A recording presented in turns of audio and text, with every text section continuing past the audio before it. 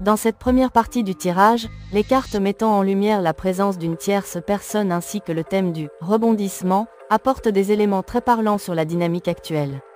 Ce que l'on ressent ici, c'est qu'une personne extérieure à votre lien, cette fameuse tierce, a joué un rôle central dans l'éloignement, voire la rupture, entre vous et votre autre.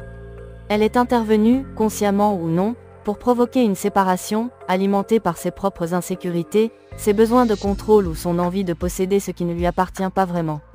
Mais aujourd'hui, cette tierce capte un changement. Elle sent, parfois de manière presque irrationnelle, que l'énergie est en train de bouger. Elle pressent que vous, malgré la distance, malgré ce que vous avez vécu, êtes en train de renaître. Elle comprend que vous ne vous êtes pas effondré, que vous avez choisi de ne pas rester dans la douleur, mais d'en faire un moteur de transformation. Elle ressent que vous êtes en train de rebondir, intérieurement et peut-être même extérieurement, que vous êtes en train de reconstruire votre vie, votre estime, vos projets, sans attendre que l'autre vienne vous sauver. Ce pressentiment éveille en elle un sentiment très puissant de jalousie, voire d'angoisse. Car elle comprend, à travers des signes subtils, des intuitions, ou même simplement parce que vous dégagez, que votre évolution pourrait vous ramener sur le chemin de votre autre. Pas comme quelqu'un qui revient quémander ou réclamer justice. Non, mais comme une personne transformée, forte, libre, entière. Et c'est précisément cela qui la déstabilise. Ce que les cartes montrent aussi avec force, c'est votre énergie actuelle, une vibration profondément bienveillante, stable, en pleine maturation. Vous n'êtes plus dans le conflit, ni dans la dépendance émotionnelle. Vous avez traversé des périodes de souffrance intense, des incompréhensions, des remises en question, des chutes, peut-être même des illusions douloureuses. Mais tout cela n'a pas été vain. Vous avez tiré des leçons, vous avez grandi, compris, pardonné peut-être, à l'autre, mais aussi à vous-même. Vous êtes en train de clore un cycle karmique ou émotionnel important. Et cette clôture ne se fait pas dans la précipitation ou la rancœur, mais avec conscience. Vous avez appris à lâcher prise, à faire confiance au timing de la vie, à ne plus forcer les choses. Ce que vous dégagez maintenant, c'est une énergie de paix, de clarté intérieure, de lumière. Vous ne courez plus après votre autre, parce que vous avez compris que vous n'avez rien à prouver. Que si quelque chose doit se faire, ce sera par alignement et non par besoin. Et cette posture, rare, mature, magnétique, attire l'attention. Votre autre pourrait commencer à ressentir cette transformation, à capter ce changement d'énergie subtil. Et la tierce, elle, l'a déjà senti. C'est ce qui la rend nerveuse, instable, jalouse. Parce qu'elle comprend que son emprise diminue, que le lien qu'elle pensait contrôler lui échappe. Elle voit, avec de plus en plus de clarté, que votre puissance intérieure pourrait naturellement ramener l'équilibre dans ce lien que le destin n'a peut-être pas fini d'écrire. Dans cette deuxième partie du tirage, les cartes du combat et du final révèlent un fond d'énergie particulièrement tendu, presque toxique. Ce que l'on perçoit ici, ce n'est pas seulement un désaccord ou un conflit passager, mais une véritable stratégie de confrontation qui s'est construite dans l'ombre.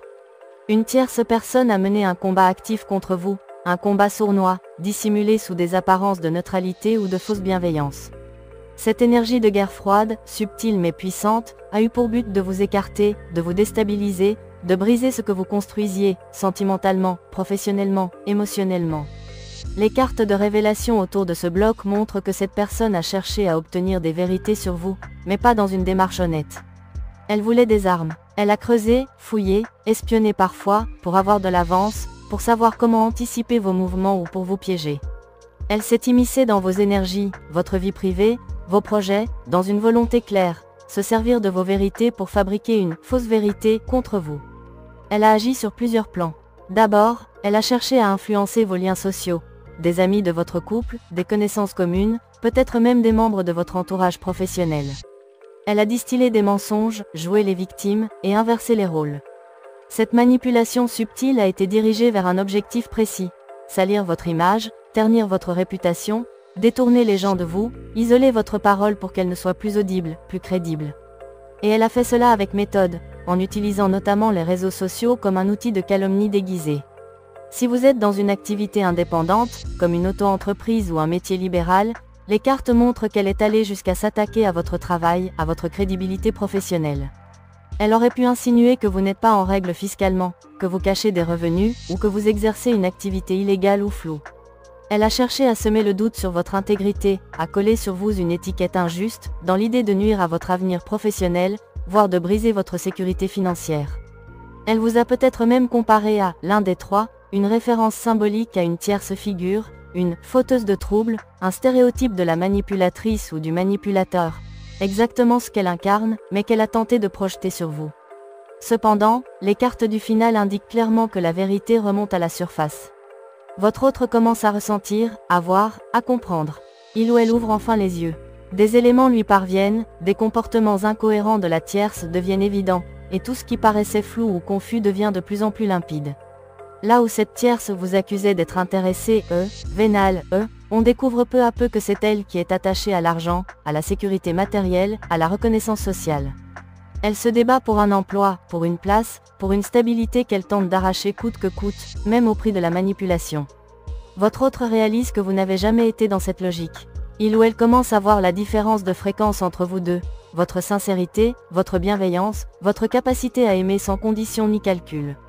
Ce que vous dégagez, même dans la douleur, c'est une énergie d'élévation, de cœur, de vérité intérieure.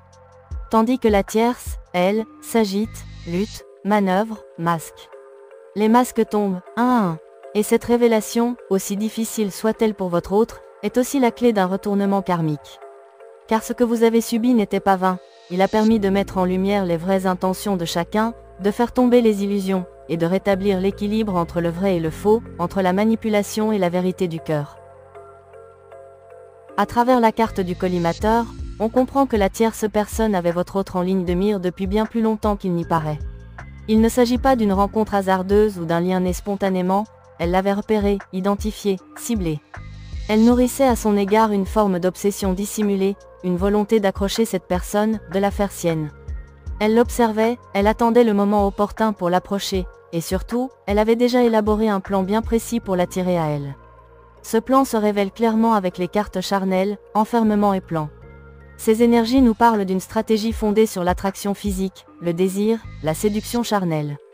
Elle savait que c'est par ce biais qu'elle pouvait établir un lien rapide, puissant, mais aussi instinctif, incontrôlable, dans lequel votre autre allait se perdre temporairement. Ce n'était pas une démarche de cœur, ni une quête d'amour réciproque, c'était une manœuvre consciente pour l'attacher à elle à travers le corps, pas à travers l'âme. L'objectif était clair, l'enfermement. L'idée n'était pas d'évoluer avec lui, mais de le garder, de le maintenir sous influence, de couper ses liens avec vous ou toute autre énergie qui aurait pu lui rappeler sa liberté, son autonomie ou son discernement. Elle a utilisé l'énergie sexuelle comme une forme de domination subtile, une illusion de lien fort, alors qu'en réalité, elle construisait une cage dorée basée sur la dépendance et la confusion émotionnelle. Mais quelque chose change. La carte du survol marque une rupture dans cette dynamique. Votre autre commence à prendre de la hauteur. Il commence à sortir de cet état de brouillard émotionnel et charnel dans lequel il avait été plongé. Il observe maintenant les choses d'un autre point de vue, avec plus de lucidité, plus de détachement. Il voit les rouages du lien, les manipulations, les stratégies, et surtout, il se voit lui-même tel qu'il a été dans cette histoire. Cette prise de recul est renforcée par les cartes mouvement, enfant et neige. La carte du mouvement évoque tous les gestes, toutes les démarches qu'il a pu faire vers la tierce. Il s'est peut-être investi, déplacé, engagé d'une certaine manière. Mais à côté de la carte de l'enfant, on comprend que tous ces élans étaient immatures, guidés par des blessures inconscientes, des failles affectives, ou une quête de plaisir immédiat, de réconfort facile. Il agissait non pas en homme, femme alignée, mais en partie de lui blesser, cherchant une satisfaction rapide, sans voir les conséquences. Et aujourd'hui, la carte de la neige vient poser un voile froid sur toute cette dynamique. Cette carte est puissante, elle symbolise non seulement un gel entre deux, mais aussi un refroidissement intérieur. Ce qu'il ressent pour elle n'est plus brûlant, passionné ou vibrant, c'est distant, froid, presque figé. Il y a une sorte de vide émotionnel qui s'installe. Ce lien, qu'il avait attiré à un moment, ne réchauffe plus rien en lui. Au contraire, il prend conscience que tout ce qui a été construit l'a été sur des bases instables, superficielles et manipulées. Et cette prise de conscience amène une conséquence directe, un blocage dans la communication. Votre autre se ferme, volontairement. Il n'a plus envie de nourrir ce lien, ni même de dialoguer. Ce n'est pas une réaction impulsive, c'est une décision intérieure. Il comprend qu'il a été manipulé, instrumentalisé, et cela crée chez lui une forme de honte, de gêne, ou même de colère rentrée. Il ne parle plus parce qu'il n'a plus rien à dire, ou parce qu'il digère ce qu'il vient de comprendre. Il réalise que ce n'est pas vous qui étiez dans la manipulation ou dans le calcul. Ce n'est pas vous qui utilisiez le corps ou les émotions pour obtenir quelque chose. Il commence à ressentir la différence vibratoire entre ce qu'il a vécu avec cette tierce et ce que vous avez toujours incarné, une énergie de cœur, d'alignement, de vérité. Et c'est peut-être dans ce silence que commence sa vraie